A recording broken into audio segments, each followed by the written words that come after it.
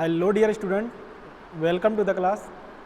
मैं your Jaiswal sir फिर से उपस्थित हूँ ऑर्गेनिक केमिस्ट्री के क्रैश कोर्स रिवीजन प्रोग्राम में। तो आज मैं डिस्कस करूँगा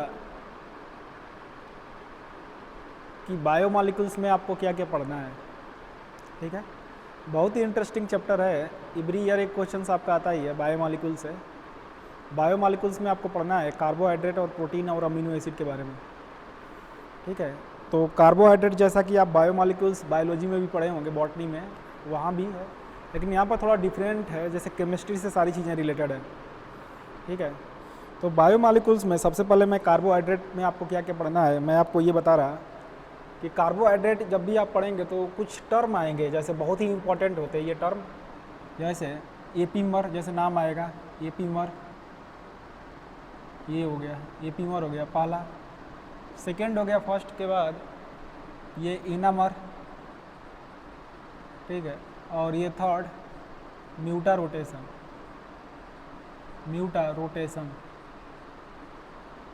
ये आपके सामने तीन टर्म आएंगे। ये वेरी इंटरेस्टिंग टर्म है ये तीन टर्म।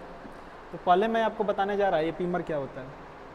ठीक है, कार्बोहाइड्रेट में आपको ग्लूकोज का स्ट्रक्चर पता होना चाहिए, जैसे कम से कम ग्लूकोज का स्ट्रक्चर तो पता ही होना चाहिए। देखो ग्लूकोज का ये स्ट्रक्चर होता है आपका CHO। ठीक है, H OH OH H H OH और CH2OH, ये ग्लूकोज का स्ट्रक्चर हुआ। आपको पता है ग्लूकोज का जो मॉलिक्यूलर फार्मूला होता है C6H12O6 होता है। ठीक है, 6 कार्बन होते हैं, 12 हाइड्रोजन होते हैं और 6 ऑक्सीजन होते हैं। तो ये ग्लूकोज का है, देखो आप स्ट्रक्चर है जिसमें 6 कार्बन है। आप देखो 1 2 3 4 5 6। ठीक है, टोटल 6 कार्बन है। और इसमें कितने कायरल सेंटर है? कायरल सेंटर क्या होता है? कोई भी sp3 सेंटर जिससे 4 अलग अलग ग्रुप क्या हो, एसोसिएटेड हो। sp3 कार्बन जिससे 4 अलग अलग ग्रुप लगे हों। तो एक कायरल सेंटर आपका ये है, एक कायरल सेंटर क्या है ये, एक कायरल सेंटर ये है, एक कायरल सेंटर ये है। टोटल कायरल सेंटर कितना हुए? n = 4 है कायरल सेंटर। तो टोटल स्टीरियो आइसोमर अगर आपसे पूछ दे कि टोटल स्टीरियो आइसोमर कितने हुए, टोटल स्टीरियो आइसोमर तो फार्मूला क्या हो जाएगा 2 का पावर n, तो 2 का पावर क्या लग जाएगा 4।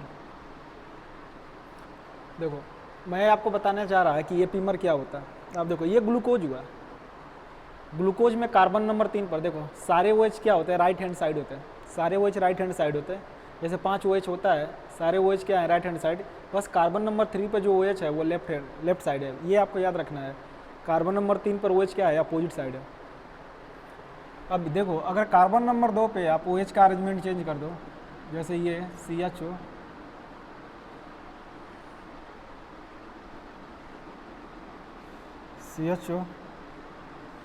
CH2OH OH H OH H H OH H OH। आप देखो मैंने क्या किया है, कार्बन नंबर 2 पर OH का अरेंजमेंट चेंज कर दिया है। इसमें ग्लूकोज में कार्बन नंबर 1 पे OH किधर है? राइट हैंड साइड है। और इस स्ट्रक्चर में OH का अरेंजमेंट किधर है? लेफ्ट हैंड साइड है। बाकी सारे जगह देखो OH का कॉन्फ़िगरेशन क्या है? OH का अरेंजमेंट, H और OH का अरेंजमेंट सेम है। केवल इन दोनों स्ट्रक्चर में हम कंपैरिजन करें कि इन दोनों स्ट्रक्चर में क्या डिफरेंस है, तो आपके आंखों से देख के लग रहा होगा कि कार्बन नंबर 2 पर H और OH का अरेंजमेंट क्या है? डिफरेंट है कि नहीं 2 पे। और इस स्ट्रक्चर को हम बोलते हैं ग्लूकोज। उसी का छोटा भाई है मनोज नहीं मैनोज। ठीक है, आप देखो अगर ये इस ग्लूकोज का स्ट्रक्चर याद रखो, इसी से सब मैं बनाने जा रहा है, इसी से मैं सब बनाने जा रहा CHO। ठीक है, CH2OH। अगर कार्बन नंबर 3 पर मैं H और OH का अरेंजमेंट डिफरेंट कर दूँ, देखो HOH। ठीक है, H OH H OH H OH। अब इस स्ट्रक्चर और इस स्ट्रक्चर को कंपेयर करो, देखो क्या डिफरेंस है, क्या डिफरेंस है। कार्बन नंबर 3 पर, कार्बन नंबर 3 पर H और OH का, कार्बन नंबर 3 पर H और OH का अरेंजमेंट क्या है, डिफरेंट है। बाकी सब जगह क्या है, सेम है। और इस स्ट्रक्चर को हम बोलते हैं एल्लोज। क्या बोलेंगे, एल्लोज। और अगर कार्बन नंबर 4 पे मैं H और OH का अरेंजमेंट डिफरेंट कर दूं, कार्बन नंबर 4 पर जैसे CHO, CH2, OH, H, OH, OH, H, ठीक है। और यहाँ कार्बन नंबर 4 पे मैंने H और OH का अरेंजमेंट क्या कर दिया, चेंज कर दिया। देखो कार्बन नंबर 4 पे 1 2 3 4, ये और ये। कार्बन नंबर 4 पे यहाँ OH किधर है, राइट हैंड साइड है, और कार्बन नंबर 4 पे OH किधर है, लेफ्ट हैंड साइड है। इसको हम बोलते हैं गैलेक्टोज। गैलेक्टोज, क्या नाम है, गैलेक्टोज, ठीक है। ये गैलेक्टोज हुआ। अब देखो यहाँ पर, अब इन सारे स्ट्रक्चर को ध्यान से देखो। मैं बोलूँ कि इन दोनों स्ट्रक्चर में रिलेशन क्या होगा, तो ये दोनों डायस्टेरियोमर है। डायस्टेरियोमर का मतलब जो मिरर इमेज ना हो, तो ये डायस्टेरियोमर तो है ही है, ये दोनों आपस में। इनमें रिलेशन क्या है, डायस्टेरियोमर। ये इनका रिलेशन क्या है, सारे डायस्टेरियोमर है, ठीक है। एक टर्म और होता है एपीमर। एपीमर का डिफिनेशन क्या होता है, a pair of stereoisomer या those stereo isomer which have different arrangement of H and OH which have different configuration at only one chiral center। अब देखो ये और ये क्या है, एपीमर है। जैसे कैसे, यहाँ देखो कार्बन नंबर 2, इसमें कार्बन नंबर 2 पे H और OH का क्या है, अरेंजमेंट डिफरेंट है। बाकी सब जगह H और OH का अरेंजमेंट क्या है, सेम है। तो ग्लूकोज और माइनोज क्या है, एपीमर है। ग्लूकोज और माइनोज क्या है, एपीमर है, कार्बन नंबर 2 पे है। और मैं ग्लूकोज और अगर एल्लोज की बात करूं तो ग्लूकोज और एल्लोज भी क्या है, एपीमर है। कहाँ पे, ग्लूकोज और एल्लोज भी क्या है, एपीमर है। देखो कितने कार्बन पे, कार्बन नंबर आपका 3 पे, कार्बन नंबर 3 पे देखो एपीमर है। कार्बन नंबर 3 पर H और OH का अरेंजमेंट क्या है, डिफरेंट है। बाकी जितने भी जो रेस्ट पोजीशन है सब पे H और OH का अरेंजमेंट क्या है, सेम है। उसी तरह कार्बन नंबर 4 पर देखो, कार्बन नंबर 4 पे H और OH का अरेंजमेंट क्या है, डिफरेंट है इस गैलेक्टोज में, ठीक है। तो माइनोज में कार्बन नंबर 2 पे, एल्लोज में कार्बन नंबर 3 पे, गैलेक्टोज में कार्बन नंबर 4 पे H और OH का अरेंजमेंट क्या है, डिफरेंस है, ठीक है। तो इसी को हम क्या बोलेंगे, एपीमर। ये और ये एपीमर नहीं है, ये और ये एपीमर क्यों नहीं है, देखो क्यों नहीं एपीमर है, क्योंकि कार्बन नंबर 2 पे भी H और OH का अरेंजमेंट डिफरेंट है, और कार्बन नंबर 3 पर भी H और OH का अरेंजमेंट है।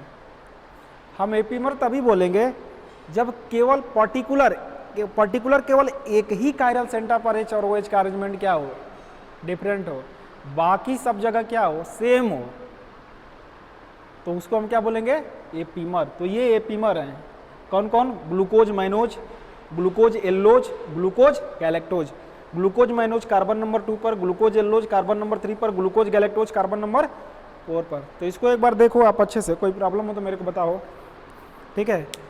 तो मैंने एपीमर कैसे डिफाइन किया कि those stereo isomer which differ in the arrangement of H and OH only at one particular chiral centre, तो उसे हम क्या बोलेंगे, एपीमर बोलेंगे, ठीक है।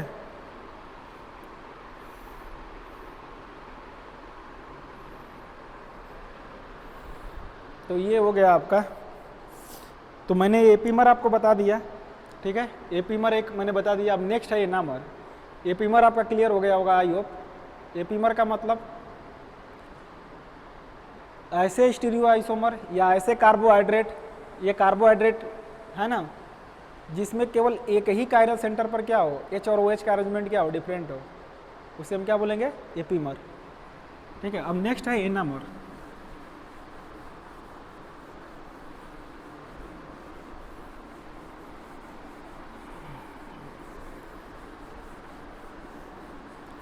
एनामर क्या है, आप देखो थोड़ा सा मैं आपको बताता। जैसे ग्लूकोज क्या था, जैसे ग्लूकोज में कार्बोनिल एल्डिहाइडिक ग्रुप है, एल्डिहाइडिक क्या है, कार्बोनिल ग्रुप है, फिर भी ये 2,4-DNP टेस्ट नहीं दे रहा था, 2,4-DNP टेस्ट नहीं दे रहा था। सोडियम सल्फाइड के साथ रिएक्शन नहीं कर रहा था। सोडियम सल्फाइड है ना, NaSCO3 कार्बोनिल कंपाउंड के साथ एडिशन रिएक्शन शो करता है, ग्रिग्नॉड एजेंट के साथ रिएक्शन नहीं शो कर रहा था। ठीक है, सिर्फ स्किप टेस्ट नहीं दे रहा था। ये सारे जितने भी कार्बोनिल कंपाउंड के रिएक्शन है ये सब नहीं दे रहा था। तो इससे ये बात प्रूफ हुआ कि जो ग्लूकोज का स्ट्रक्चर होता है वो क्या होता है, साइक्लिक होता है। जैसे क्या है सादे को, जैसे मैं बता दे रहा हूँ थोड़ा सा, CH2 OH H OH OH H H OH H OH, इसका है CH2 OH। अब देखो जैसे कि ये क्या होता है कि इंट्रामॉलिक्यूलर न्यूक्लियोफिलिक एडिशन रिएक्शन हो जाता है। इंट्रामॉलिक्यूलर न्यूक्लियोफिलिक एडिशन रिएक्शन कैसे हो जाता है, ये इस अल्कोहल का जो ऑक्सीजन का लोन पेयर है ये इस कार्बोनिक कंपाउंड पर शो करता है न्यूक्लियोफिलिक एडिशन, पाई शिफ्ट होकर पे जाएगा, ये ऑक्सीजन पॉजिटिव होगा, यहाँ से H+ छोड़ेगा, H कहाँ जाएगा, यहाँ पे जाएगा। तो देखो ऐसा बन जाता है। ये sp2 कार्बन था, ये कौन सा कार्बन है, इस कार्बन का हाइब्रिडाइजेशन क्या है, sp2। और कोई भी sp2 कार्बन sp3 में कन्वर्ट होता है तो 2 फार्म आता है। कितने फार्म आते हैं, 2 फार्म आते कि नहीं। देखो H, जैसे मैं अभी बता दे रहा आपको, जैसे H OH और एक ये आएगा H OH H OH H और ये CH2 OH। यहाँ पर देखो जो OH है आपका, जो OH है ये किधर है आपका, राइट हैंड साइड है। ये OH किधर है, right hand side, right hand side है।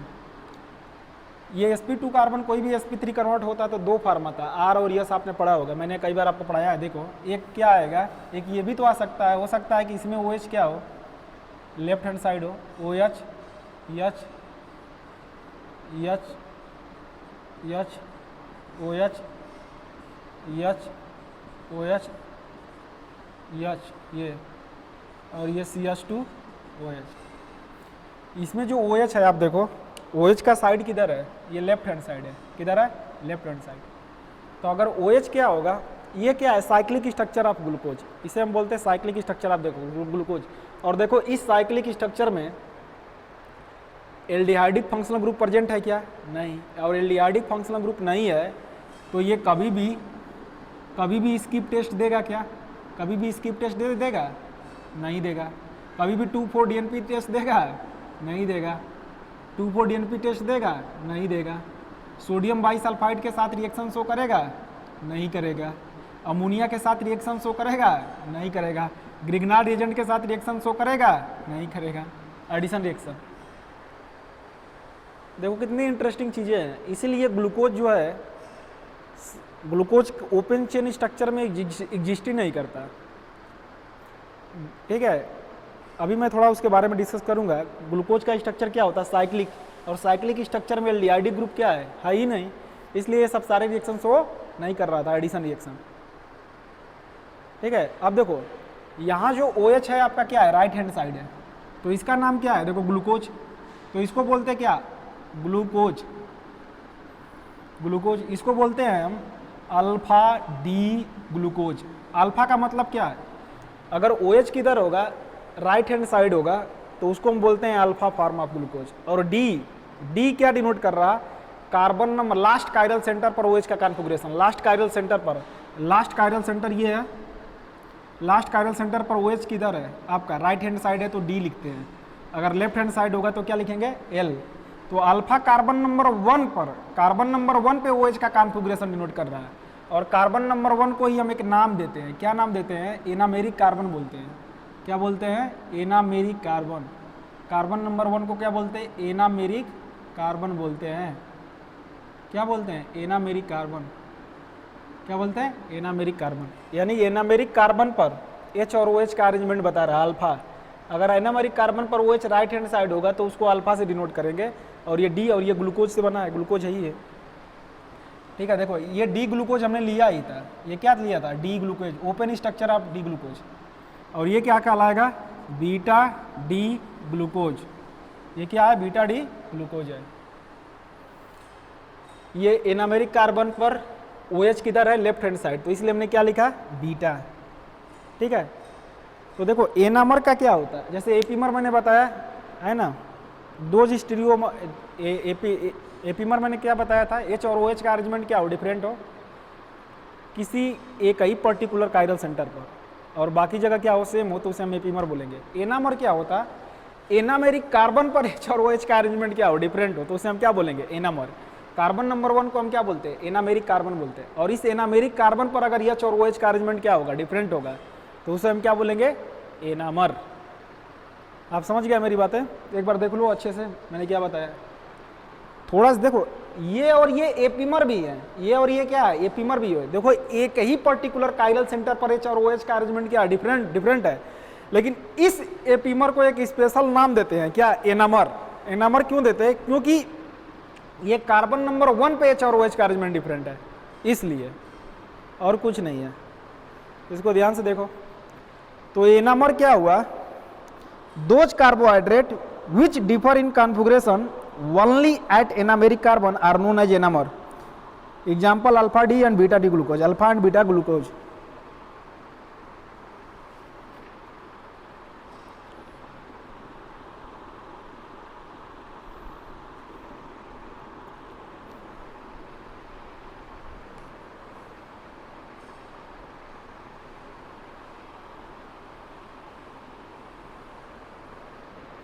हो गया, तो मैंने आपको दो चीज़ें बता दिया, एपीमर और एनामर। एपीमर समझ में आ गया आपको, कैसे याद रखेंगे, मग 234, मग 234। एनामर कार्बन नंबर 1 पे H और OH का अरेंजमेंट डिफरेंट होगा तो एनामर, जैसे अल्फा और बीटा डी ग्लूकोज। अब देखो इसी को हावर्थ प्रोजेक्शन कैसे बनाएंगे, हावर्थ प्रोजेक्शन का मतलब ग्लूकोज को ही एक साइक्लिक फॉर्म में ड्रॉ करने का एक तरीका है, ग्लूकोज को एक साइक्लिक स्ट्रक्चर में ड्रॉ करने का तरीका है। आप क्या करो कि इसको गाड़ी की स्टीयरिंग की तरह घुमा दो, गाड़ी की स्टीयरिंग की तरह घुमा दो। देखो ये 1 2 3 4 5 6 6 मेंबर रिंग बनेगा, ऑक्सीजन को टॉप पे रखना है, ये तरीका ही है। इसको गाड़ी की तरह ऐसे घुमा दो, गाड़ी की तरह घुमा दो। कोई एक स्ट्रक्चर आप याद कर लो, देखो याद करने का तरीका क्या है, देखो ऐसे गाड़ी की स्टीयरिंग की तरह घुमाओगे तो OH किधर आएगा, टॉप पे है ना, यह इस पे H आएगा टॉप पे, फिर OH आएगा क्या, टॉप पे, फिर H आएगा क्या, टॉप पे, आएगा कि नहीं। और हमने देखो ये लास्ट कायरल सेंटर है, लास्ट कायरल सेंटर, ये कायरल सेंटर क्या है, फिक्स है, ये कायरल सेंटर आपका फिक्स है। कौन सा ग्लूकोज लिया है हमने, डी ग्लूकोज। अगर डी ग्लूकोज होगा तो CH2OH क्या होगा, ऊपर होगा, टॉप पर। अगर L ग्लूकोज होता तो CH2OH क्या होता, बॉटम पे होता, ध्यान देना। अब देखो ऊपर OH है तो नीचे H होगा, इधर ऊपर H है तो नीचे क्या होगा, OH, या ऊपर OH है तो नीचे H, ऊपर H है तो नीचे OH, ऊपर CH2OH है तो नीचे H। तो देखो आपको ये याद कर लो, अल्फा डी ग्लूकोज का, alpha D glucose, beta D glucose का याद कर लो, OH H OH H CH2OH, ऐसे याद कर लो, OH H OH H OH H OH H CH2OH, बस हो गया। उसी तरह इसका भी देखो, इसका भी आप बना सकता है, इसे गाड़ी की स्टीयरिंग की तरह घुमा दो, गाड़ी की स्टीयरिंग की तरह घुमा देगा तो देखो क्या आएगा, ऐसे ऐसे गाड़ी की स्टीयरिंग की तरह घुमा दो। आप बीटा वाले का देखो, गाड़ी की स्टीयरिंग की तरह घुमाएगा तो ये OH कहाँ आ जाएगा, बॉटम पे, ठीक है, ये OH भी क्या आएगा, बॉटम पे, ये H कहाँ आएगा, बॉटम पे, ये OH कहाँ आएगा, बॉटम पे, और ये डी ग्लूकोज है तो CH2OH तो टॉप पर आएगा ही, H, ये OH बॉटम पे है तो H कहाँ होगा, ऊपर, OH बॉटम पे है, H ऊपर, H बॉटम पे है, OH ऊपर, OH बॉटम पे है, H ऊपर।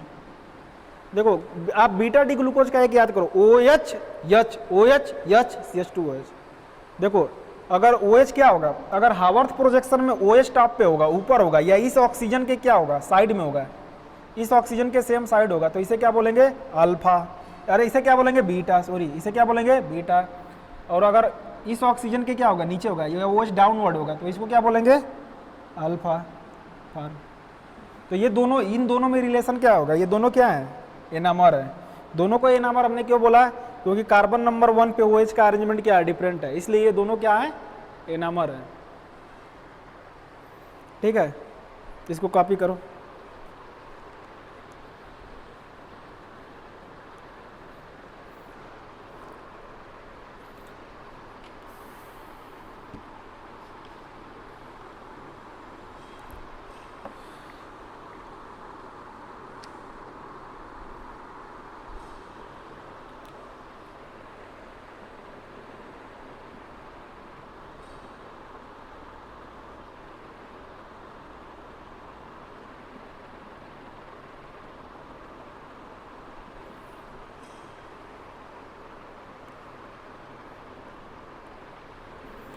तो एपीमर और एनामर मैंने बता दिया। एपीमर का मतलब कार्बन नंबर 1 को छोड़ के कहीं भी एक कायरल सेंटर पर H और OH का अरेंजमेंट डिफरेंट हो जाए तो उसे एपीमर बोलेंगे, और कार्बन नंबर 1 पे H और OH का अरेंजमेंट डिफरेंट होगा तो उसे एनामर बोलेंगे। अब लास्ट टर्म क्या है, म्यूटा रोटेशन। देखो म्यूटा रोटेशन बहुत आसान है, ठीक है। ये स्ट्रक्चर मैं बनाया हूँ, इसी में मैं बता दे रहा। आप देखो, अगर प्योर अल्फा डी ग्लूकोज लोगे आप, प्योर क्या लोगे, alpha D glucose solid form में। अब मैं आपको बता रहा म्यूटा रोटेशन, देखो बहुत आसान है, कुछ नहीं है। म्यूटा रोटेशन, बच्चा डर जाता है। म्यूटा रोटेशन, अगर प्योर आप अल्फा डी ग्लूकोज लोगे तो इसका जो स्पेसिफिक एंगल ऑफ रोटेशन होता है प्लस आपका होता है 112 डिग्री होता है। कितना स्पेसिफिक एंगल ऑफ रोटेशन होता है, 112 डिग्री होता है। और बीटा डी जो बीटा डी ग्लूकोज है इसका स्पेसिफिक एंगल ऑफ रोटेशन क्या होता है, 19 डिग्री होता है। कितना होता है, 19 डिग्री। आप देखो, अगर प्योर आप अल्फा डी ग्लूकोज लोगे, ये सब एक्सपेरिमेंटली आता है, प्योर अल्फा डी ग्लूकोज लोगे और इसके एक सॉल्यूशन को प्लेन पोलराइज्ड लाइट के से पास कराओगे तो इसका स्पेसिफिक एंगल ऑफ रोटेशन कितना आएगा, 112 डिग्री आएगा। अगर आप प्योर बीटा फॉर्म लिए ग्लूकोज का और प्लेन पोलराइज्ड लाइट से क्या किया है, पास कराया सॉल्यूशन, इसके सॉल्यूशन से, तो इसका जो आएगा specific angle of rotation 19 degree आएगा, ठीक है। लेकिन जब इसका हम एक्वस सॉल्यूशन बनाएंगे, जैसे ही हम इसका एक्वस सॉल्यूशन बनाएंगे, ठीक है, ये अल्फा डी ग्लूकोज का एक्वस सॉल्यूशन बनाएंगे, ठीक है, अल्फा डी ग्लूकोज, जैसे देखो इधर अल्फा डी ग्लूकोज, तो मैंने इसका बताया कि जो इसका स्पेसिफिक एंगल ऑफ रोटेशन होता है 112 डिग्री होता है, ठीक है। और बीटा डी ग्लूकोज, इसका जो स्पेसिफिक एंगल ऑफ रोटेशन होता है कितना होता है, अल्फा इक्वल टू 19 डिग्री होता है। कितना होता है, 19 डिग्री, ठीक है।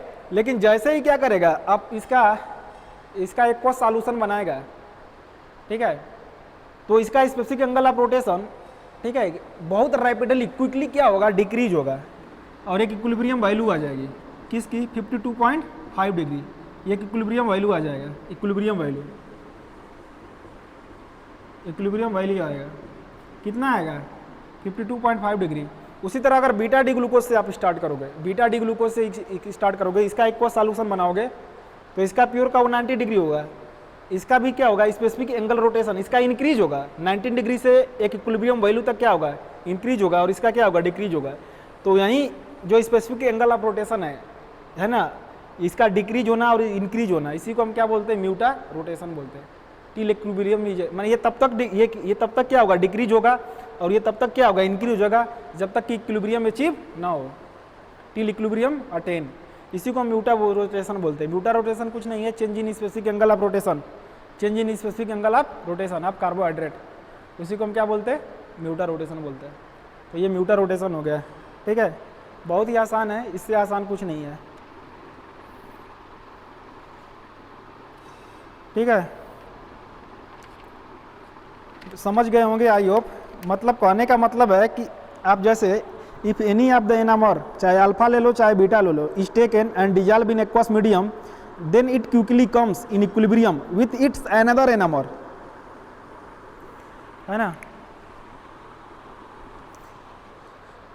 कहने की मतलब अगर अल्फा डी ग्लूकोज करोगे तो इसका स्पेसिफिक एंगल ऑफ रोटेशन क्या होगा, 112 डिग्री। जैसे इसका सॉल्यूशन बनाओगे तो ये रिंग क्या हो जाएगा, ओपन हो जाएगा, वो रिंग ओपन होकर क्या आ जाएगा, ओपन स्ट्रक्चर आएगा। और जब ये फिर क्लोज होगा तो दोनों फॉर्म आएगा, अल्फा भी आएगा और बीटा भी आएगा। या जब भी बीटा लोगे तो ये क्या होगा, रिंग ओपन होगा, ओपन चेन में आएगा, फिर ये क्या होगा, क्लोज होगा, तो दोनों फॉर्म आएगा, ठीक है। इसी को म्यूटा रोटेशन बोलते हैं। ये स्पेसिफिक एंगल ऑफ रोटेशन का क्या होना, चेंज हो जाना, डिक्रीज और इंक्रीज होना, क्या कहलाता है, म्यूटा रोटेशन, ठीक है। अब देखो कुछ आपके क्या है, कुछ आपका वो है, कुछ रिएक्शंस है, मैं आपको बता देता, जो बहुत इंपॉर्टेंट है ग्लूकोज के।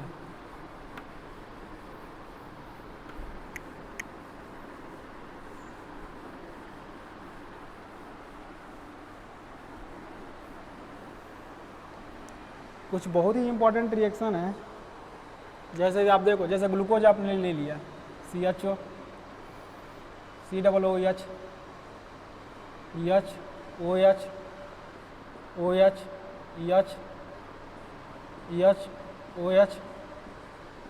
OH, CH2OH। इसका रिएक्शन आप अगर कराएगा किससे, H2NOH से, तो कार्बोहाइड्रेट कार्बोनिक कंपाउंड में मैंने बताया था H2O निकाल दो, ठीक है, तो ऑक्जिम बन जाएगा, ग्लूकोजा ऑक्जिम, क्या बन जाएगा, ग्लूकोजा ऑक्जिम बन जाएगा। देखो CH डबल बॉन्ड N और वो H, ये क्या आ जाएगा, H OH OH H H OH और CH2OH। इसका अगर रिएक्शन कराएगा किससे, HCN से, HCN से कराएगा तो H प्लस और CN माइनस को कार्बोनिक कार्बन से जोड़ दो और H को इससे जोड़ दो, तो क्या बन जाएगा, साइनोहाइड्रिन बन जाएगा। क्या बन जाएगा, cyanohydrin. H OH OH H H OH H OH और CH2OH, ये आपका साइनोहाइड्रिन बन जाएगा। ये दोनों रिएक्शन क्या प्रूव कर रहा है कि कार्बोहाइड्रेट में क्या है, ग्लूकोज में क्या है, कार्बोनिल ग्रुप है। क्या है, कार्बोनिल ग्रुप है। आप देखो 2,4-DNP टेस्ट नहीं दिया रहा था। 2,4-DNP टेस्ट क्यों नहीं दे रहा था, देखो जैसे ग्लूकोज क्या कर रहा था, कुछ कार्बोनिल कंपाउंड के रिएक्शन शो कर रहा था, कुछ नहीं कर रहा था। तो जैसे तो साइंटिस्टों ने क्या किया कि ये बोला कि ग्लूकोज साइक्लिक स्ट्रक्चर फॉर्म में एग्जिस्ट करता है, लेकिन ये सब क्या है, स्ट्रॉन्ग कार्बोनेलाइटिंग एजेंट है, ये स्ट्रॉन्ग रिएजेंट है जो ग्लूकोज के साइक्लिक स्ट्रक्चर को तोड़ के रिएक्ट कर जाते हैं। और जो नहीं रिएक्ट कर रहे थे उनको बोल दिया कि वे वीक कार्बोनेलाइटिंग रिएजेंट है जो ग्लूकोज के साइक्लिक स्ट्रक्चर को ब्रेक नहीं कर पाते, इसलिए रिएक्शन नहीं हो पाता। ठीक है, अब नेक्स्ट देखो, इसकी मैं रिएक्शन करा दूँ एसिटाइल क्लोराइड से, CH3 C double bond O Cl, और एसिटिक एनहाइड्राइड से CH3 C double bond O, तो A से यही रिएक्शन हो जाएगा। 5 OH है, जैसे एल्कोहल का रिएक्शन हो जाएगा ऐसे ऐसे, और यहाँ से Cl चला जाएगा, तो इस ऑक्सीजन से क्या लग जाएगा, C double bond O CH3, C double bond O CH3, तो ऐसे ही 5 है, 1 2 3 4 5 ऑक्सीजन है, 5 जगह लग जाएगा। देखो क्या लगेगा, CH डबल बॉन्ड O, और ये लग जाएगा HOCO CH3, उसी तरह HOC double bond O CH3, HOCO CH3, HOCO CH3, CH2O CO CH3। इसको यानी ग्लूकोज क्या बना रहा, पेंटा एसीटेट बना रहा है। ग्लूकोज क्या बना रहा है, पेंटा एसीटेट। क्योंकि ये रिएक्शन प्रूव कर रहा है कि ग्लूकोज में 5 क्या है, OH। बुक में इसको ऐसे लिखा होगा OAC, OAC शार्ट में लिखा होगा OAC। AC का मतलब एसिटाइल ग्रुप, AC ये AC।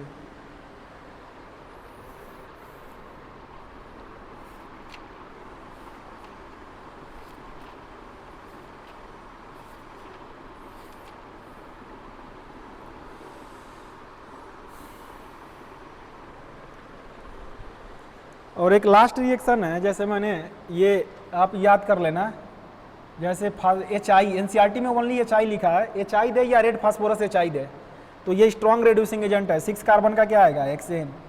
1 2 3 4 5 6 क्या आएगा, नॉर्मल हेक्सेन, है ना। ये रिएक्शन क्या प्रूव कर रहा था कि जो ग्लूकोज में 6 कार्बन है वो क्या है, लीनियर है। क्या है, लीनियरली अरेंज्ड है। तो ये याद कर लेना, ठीक है। ये रिएक्शन बहुत इंपॉर्टेंट है, कई बार आपसे पूछ चुका है। अब जैसे नेक्स्ट रिएक्शन है, एक दो और,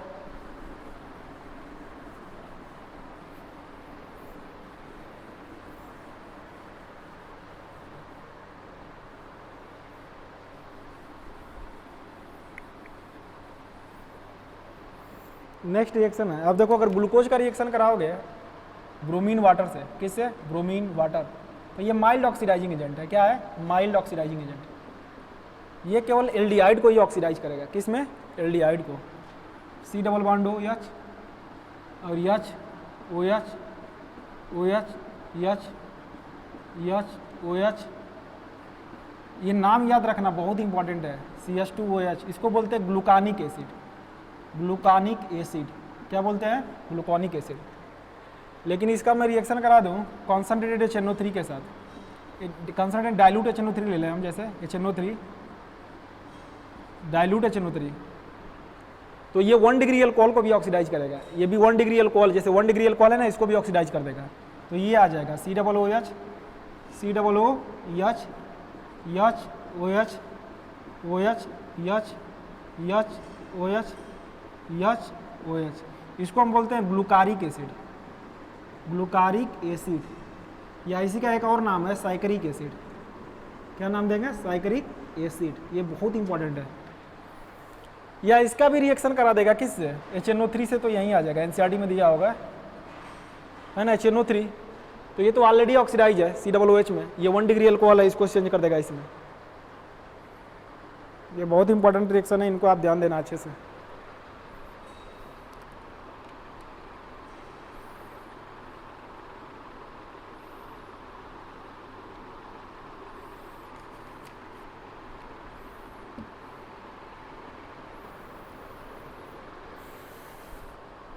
हो गया, ये सब चीज़ें आपको पढ़ना है। और एक चीज़ आपको पढ़ना है, ग्लूकोसाजोन।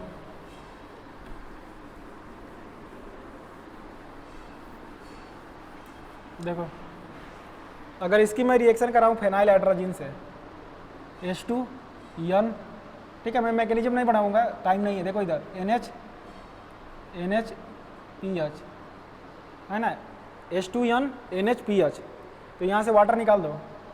देखो, तो इसका 3 मोल लगता है, और 3 मोल लगता है तो ये बनता है, देखो CH डबल बॉन्ड N और क्या NHPH,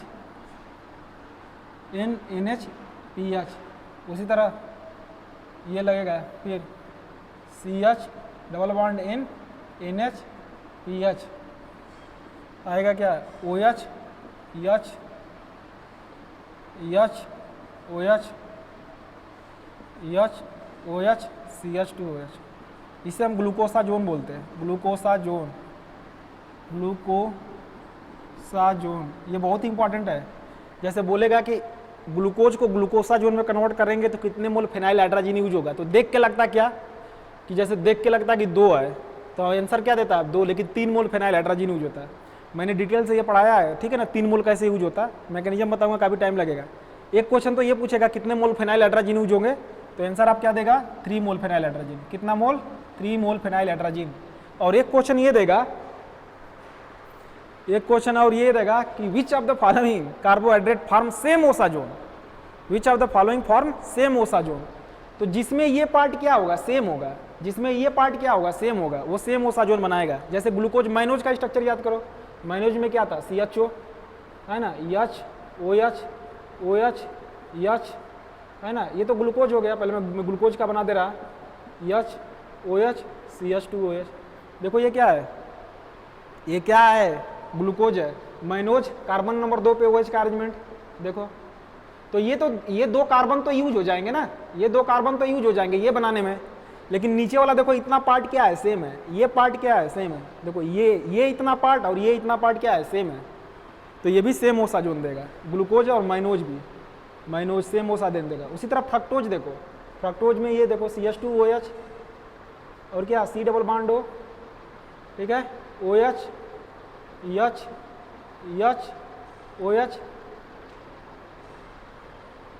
H OH CH2OH। ध्यान से देखो,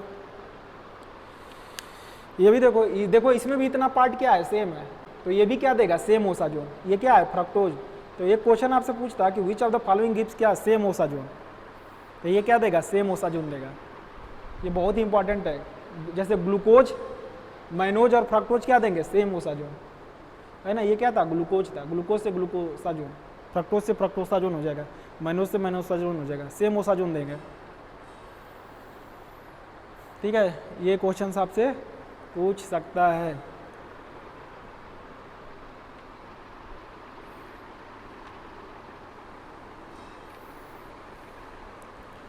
अब बच्चे के दिमाग में एक क्वेश्चन आता है कि सर ग्लूकोज में एल्डिहाइड फंक्शनल ग्रुप है, तो वो रिड्यूसिंग शुगर है, यानी कि टॉलिन और फेलिन को क्या कर देगा, रिड्यूस कर देगा, खुद ऑक्सीडाइज हो जाता है।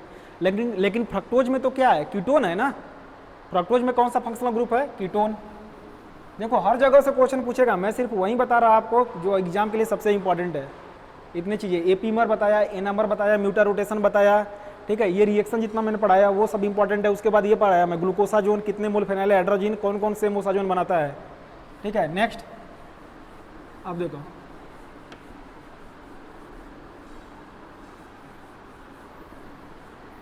अब देखो नेक्स्ट एक रिएक्शन मैं ले रहा आपका, ये देखो जैसे मान लो ये ग्लूकोज है, इसका मैं टाटोमर बनाऊंगा, टाटोमर जैसे इसको बेसिक मीडियम में लिया, ठीक है। अभी क्वेश्चन मिल जाएगा तो इसका टाटोमर बनाऊंगा तो देखो 1 2 3 इनाल है ना। टाटोमर कैसे बनाते थे याद करो वो दिन, कार्बन हाइड्रोजन सिग्मा बॉन्ड को पाई बॉन्ड में, पाई बॉन्ड को लोन पेयर में, ये एच यहाँ आ जाएगा तो देखो ये आ जाएगा एच, और क्या आ जाएगा O H double bond C, और क्या आ जाएगा ओ एच, और यहाँ पर आ जाएगा ओ एच एच एच और O H H O H और क्या CH2 OH,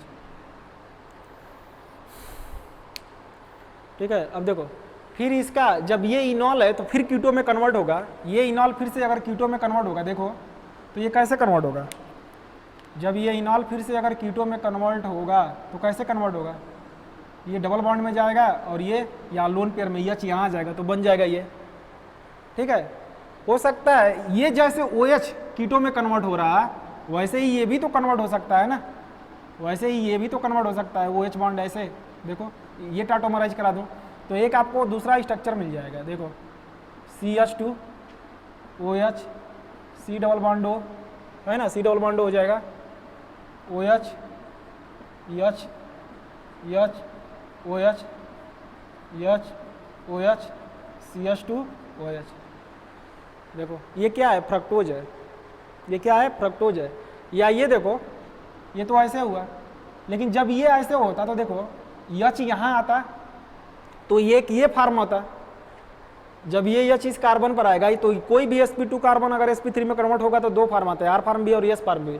तो एक इस कार्बन पर OH किधर होगा, राइट हैंड साइड भी और लेफ्ट हैंड साइड भी, तो राइट हैंड साइड वाला तो वही है।